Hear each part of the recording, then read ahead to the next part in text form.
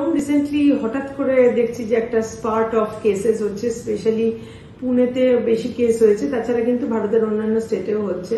তো এটা আমি সব আমার পেশেন্টদের জন্য স্বার্থে বলছি এবং স্পেশালি প্রেগনেন্ট মাদারদের জন্য বলছি।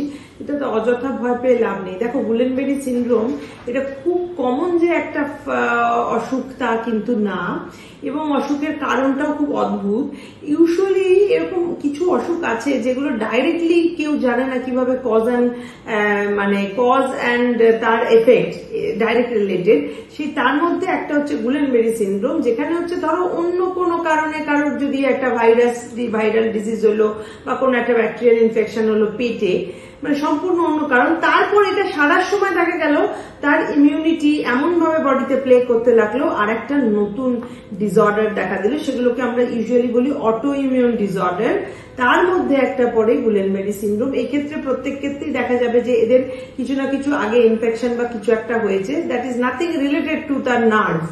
কোথাও পেটে ইনফেকশন হলো, কারো রেসপিরেটরি ট্র্যাক্ট ইনফেকশন হলো, এরকম অনেক ডিজিজ আছে যেগুলো তারপরে অটো ইমিউন ডিজিজ হিসাবে তার একটা সিকুয়েলি আসে।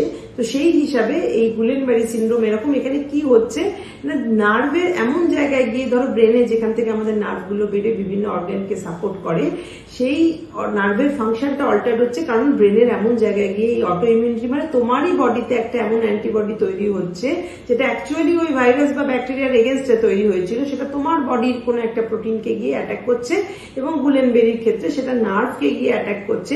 যে নার্ভগুলো কিনা ভেরি ইম্পর্টেন্ট ফ্যাক্টর, যেটা আমাদের রেসপিরেটরি মাসেলস, যে আমরা যে শ্বাস প্রশ্বাস নিচ্ছি, আমাদের মাসেলগুলোকে তো, সেই শ্বাস প্রশ্বাসের মাসেলগুলো তো সাপ্লাই হচ্ছে নার্ভ দিয়ে, সেই নার্ভগুলোকে এফেক্ট করে ফেলছে। তার জন্য কি হচ্ছে, শ্বাস প্রশ্বাস নিতে অসুবিধা হচ্ছে, শ্বাসকষ্ট নিয়ে প্রেজেন্ট করছে এবং রেসপিরেটরি প্যারালিসিস হয়ে যাচ্ছে। ভেন্টিলেটারে দিতে হচ্ছে পেশেন্টকে রেসপিরেশনটাকে ইমপ্রুভ করার জন্য। ইউজুয়ালি টেম্পোরারি এই চেঞ্জটা, সবাই তো মারা যাচ্ছে না, ভেন্টিলেটারে কিছুদিন সাপোর্টের পর যখন আবার ওই যখন স্টেরয়েড দিয়ে ট্রিটমেন্ট করা হচ্ছে, তাদের যে আস্তে আস্তে ইমিউনিটি ফ্যাক্টরটা ইমপ্রুভ করছে, তখন সেই আবার পেশেন্ট ঠিক হয়ে যাচ্ছে।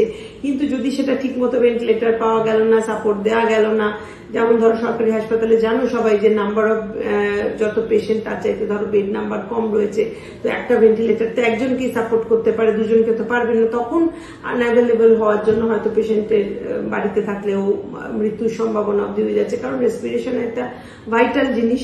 তো এইসব কারণে হচ্ছে। এরকম আরো অনেক ডিজিজ আছে যেগুলো কিন্তু এরকম ভাবে অটো ইমিউন, অনেক সময় কিডনিকে এফেক্ট করে, অনেক সময় হার্টকে এফেক্ট করে, যেগুলো অটো ইমিউন ডিজিজ। সেগুলো পার্সে যে কিডনি বা হার্টের অসুখ ছিল তা না, কিন্তু হয়েছে অন্য কারণে, ধরো পেট খারাপ বা আপার রেসপিরেটরি ইনফেকশন, সেখান থেকে হঠাৎ করে দেখা গেল অটো ইমিউন একটা ডিসঅর্ডার দেখা দিল। এগুলো নিয়ে অযথা ভয় পেয়ে লাভ নেই। যদি তোমার নিজের ইমিউন সিস্টেমটাকে ভালো রাখতে চাও, টেনশন ফ্রি হওয়ার চেষ্টা করো এবং হেলদি ডায়েট করো, হেলদি বডি অ্যান্ড মাইন্ড দিয়ে কিন্তু তুমি এটা প্রিভেন্ট করতে পারবে, আদারওয়াইজ না।